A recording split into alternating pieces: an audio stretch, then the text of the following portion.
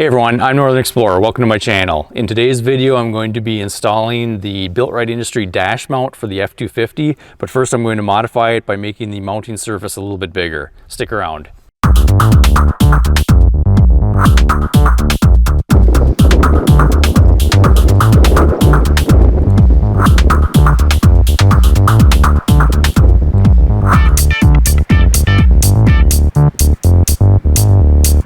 Components of today's build include the BuiltRight Industries dash mount and all of their standard mounting hardware, a piece of aluminum from Metals Depot measuring 1/4 inch thick, 2 inches wide and 2 feet long, 1/2 inch spacers, 1 1/4 inch long bolts, lock nuts, and washers. All right, so the BuiltRight Industries dash mount measures 6 3/4 inches wide. I wanted the mounting surface to be a little bit wider, so I went to a website called Metals Depot.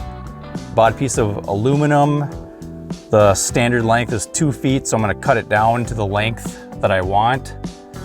And I think I'm gonna go from, say, that line to that line, which is 15 inches.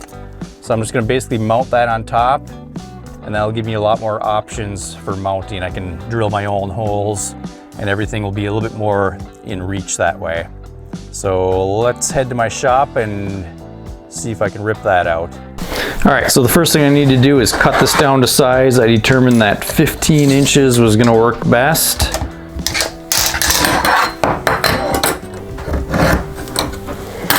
So let's see if I can cut a straight line.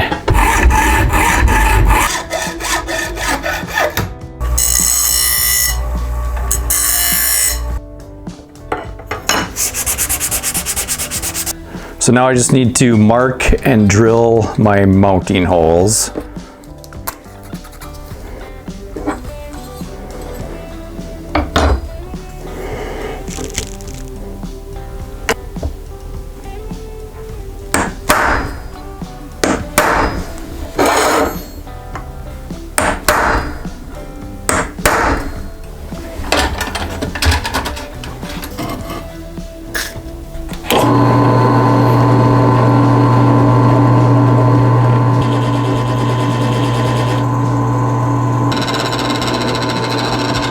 So I actually don't think it looks bad. It's just bare metal, but it's gonna reflect too much in my windshield.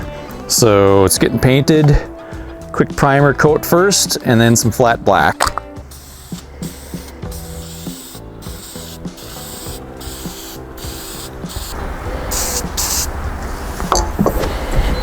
Not bad. Next step is gonna be to mark and drill the holes for the ball mounts. I probably should have done this before I painted it. I've decided to add a power outlet to the bottom so that I don't have to have the power cords draping down in front of my radio.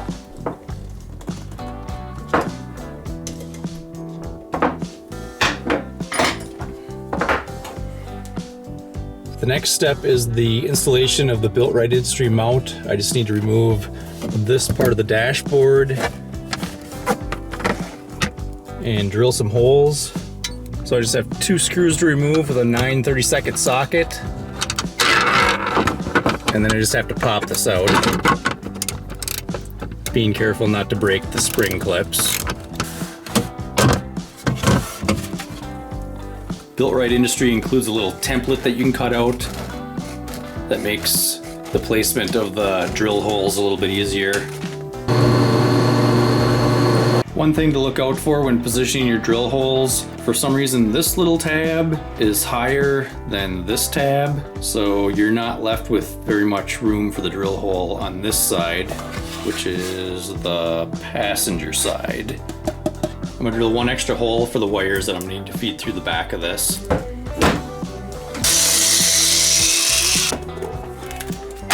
We'll grommet to protect the wire.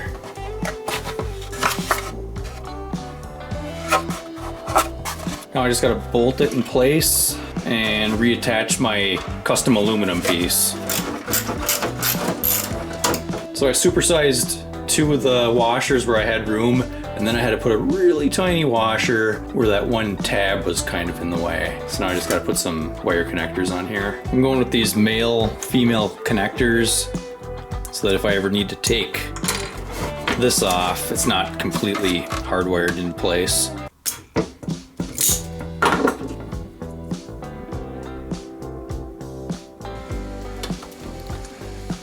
I went male on one, female on the other.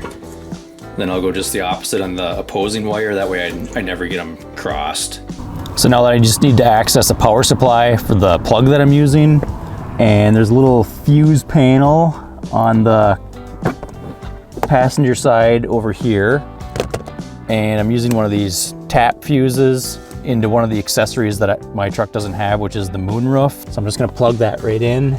Now I've already tested these and they all have power even when the key isn't in. I would rather have a keyed power, that way my GPS and everything will shut off when the truck gets shut off.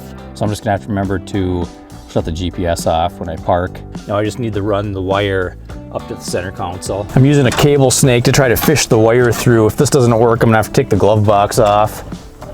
Ooh, I got it.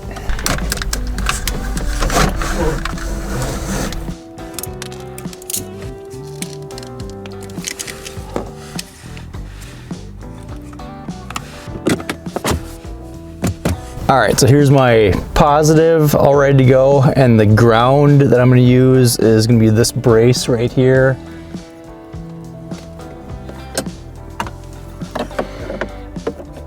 Final assembly of the extension, and then I get to mount it into my truck.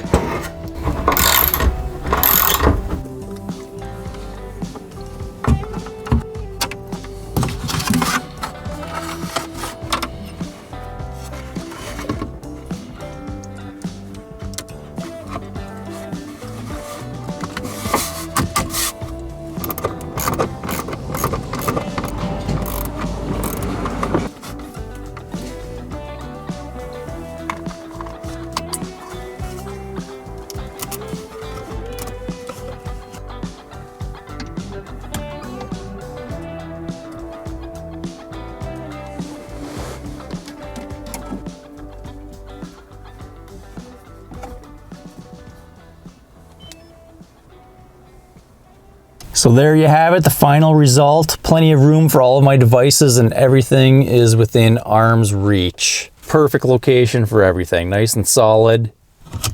So I went with the 67 design, phone mount and arm for my cell phone. I got a RAM mount for my GPS, scan gauge mounted on top with Velcro, and then an old phone mount that I just happen to have laying around. Overall, I am very happy with this. And everything plugs in nice and neat in the back. If I'm gonna do anything to it in the future, I'm probably gonna add a switch for the power supply, because this is on all the time with it being not key activated. And then my fatal mistake on this side, this is where the airbag pops out and it's overlapping just a little bit. So I'm gonna upgrade this to a design 67 phone mount in the future. So I'll be able to position that better, get that out of the way. That's it for this one. Like and subscribe, and I'll catch you next time.